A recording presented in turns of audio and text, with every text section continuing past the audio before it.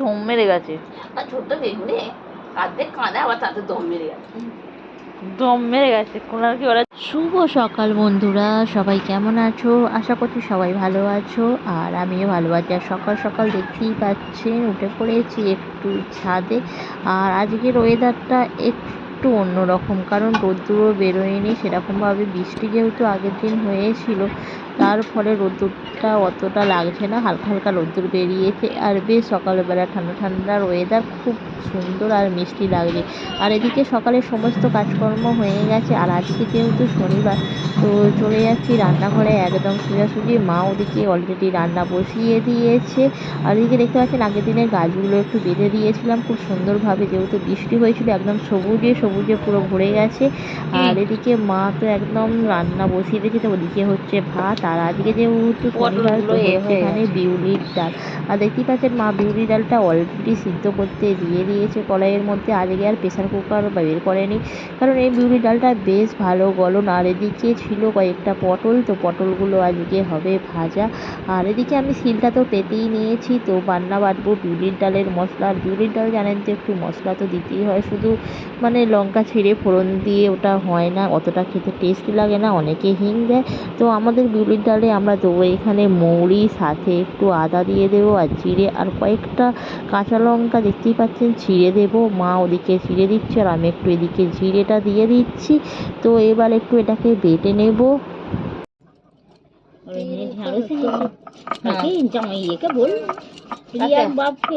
যে মোটা মোটা ঢেঁড়স। তো এখানে দেখতে পাচ্ছেন জিরে আর মৌরিটা আমি একটু আলাদা করে বেটে নিয়েছি, সাথে ওখানে রয়েছে আদা, ওটা একটু বাদে বাটবো। আলুগুলো কুটে ফেলো, আলু ভাজা তবে তো টেস্ট হবে। রসুন বাটা না এমনি কুচো?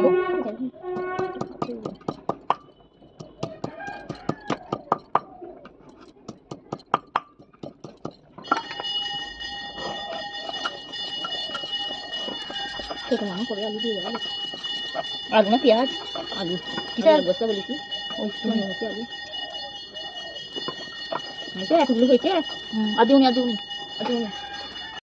আর এদিকে মায়ের তো পটলটা কাটা হয়ে গেছে, আর সাথেই দেখতে পাচ্ছেন আলু। আর আমাদের এইরকম বাড়িতে খোসা সমেত আলু ভাজাটা খেতে বেশ ভালো লাগে। আর বিউলির ডালের সাথে যদি এরকম খোসা সমেত আলু ভাজা করা হয়, এত সুন্দর লাগে, মানে নিরামিষ বলে তো আর মনেই হয় না। আর সাথে ছিল কয়েকটা গাছের শিম।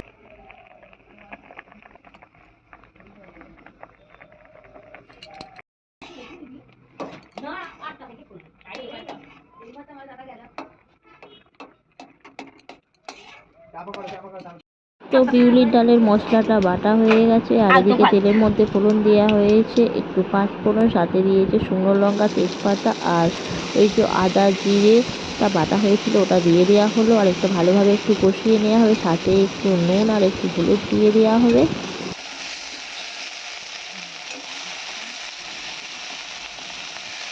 হলুদ দাও না,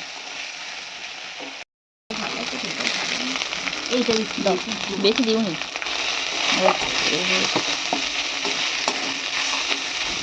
আলুটাও দেখো, আলুটা সেদ্ধ হয়ে গেছে মনে হয় নাকি?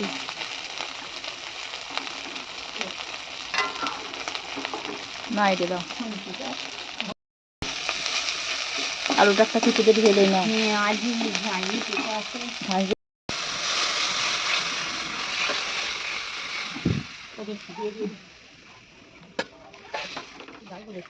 কাটা যায় চেয়ে আছে।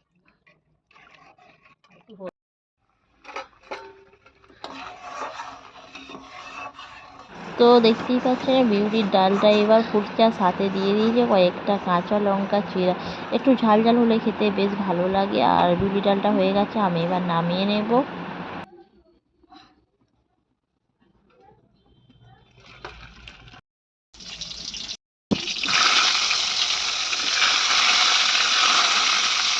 আর নুন হলুদ মাখানো পটলটা আমি ভাজতে দিয়ে দিয়েছি।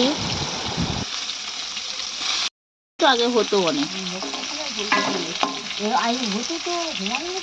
এখন আর এবারে হচ্ছে না কেন কে জানি।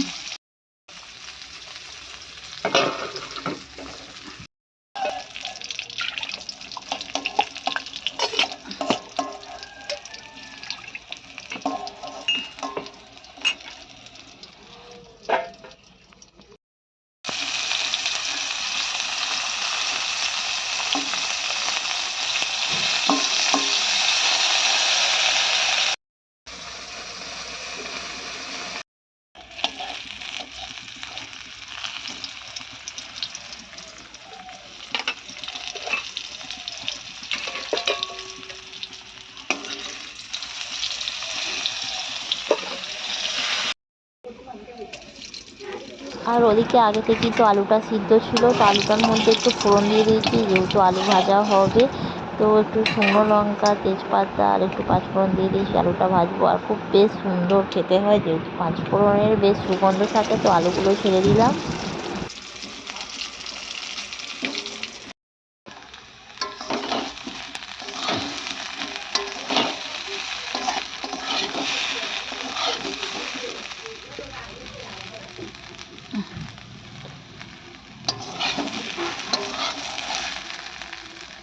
তো দেখুন আলুটাও ভাজা হয়ে গেছে, সাথে এখানে পটল ভাজা, শিম ভাজা আর একটু ঢ্যাঁড়স ছিল। তো ঢ্যাঁড়সটা কেটে রাখা হয়েছিল, ওটা একটু ঝাল করব।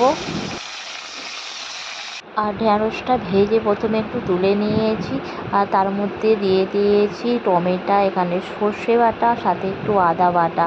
তো দিয়ে ভালোভাবে এটাকে তেলের মধ্যে ভেজে নেব। আর যেহেতু নিরামিষ, তো আমি পোস্তটা বেটে না দিয়ে মাঝে মাঝে যদি এরকম গোটা পোস্তও দিয়ে দেওয়া হয়, খেতে বেশ টেস্টি লাগে, কারণ দানা দানা তো খেতে খুব সুন্দর লাগে। আর এইভাবে আমার কাকিমা বানায়, তো আমিও এইভাবে বানাই। আর দেখতে পাচ্ছেন ঢ্যাঁড়সটা দিয়ে দিলাম, আর এত সুন্দর হয়েছিল, মনেই হচ্ছে না যে নিরামিষ, পেঁয়াজ ছাড়া ঢ্যাঁড়স। তো আপনারাও যদি এইভাবে করে খান, খুব সুন্দর লাগবে নিরামিষ দিনে। আর দেখুন ঢ্যাঁড়সটা হয়ে গেছে, বেশ ঝাল ঝাল মতো হয়েছে। আর একদমই অল্প ছিল ঢ্যাঁড়সটা, দেখুন খুব সুন্দর দেখতে লাগছে। আর চলে এলাম দুপুরের খাবার খেতে। দেখি কাকিমারা বানিয়েছিল খিচুড়ি, তো সেখানেই সবাই মিলে বসে পড়লাম। তো ভিডিওটি কেমন লাগলো, ভালো লাগলে লাইক করবেন।